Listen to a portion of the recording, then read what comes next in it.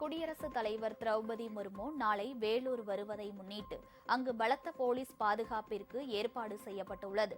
வேலூர் அருகே ஸ்ரீபுரத்தில் ஸ்ரீ நாராயணி பீடம் தங்கக்கோவில் உள்ளது.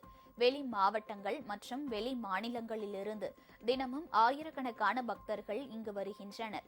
இந்நிலையில் குடியரசுத் தலைவர் திரௌபதி முர்மு நாளை காலை 11 மணிக்கு திருப்பதியிலிருந்து ஹெலிகாப்டர் மூலம் வேலூர் ஸ்ரீபுரத்திற்கு வருகிறார்.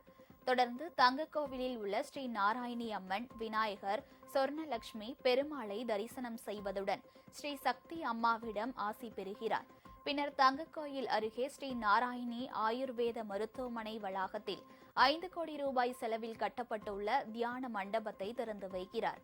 பகல் 12:30 மணியளவில் மீண்டும் ஹெலிகாப்டர் மூலம் திருப்பதிக்கு புறப்பட்டுச் செல்கிறார்.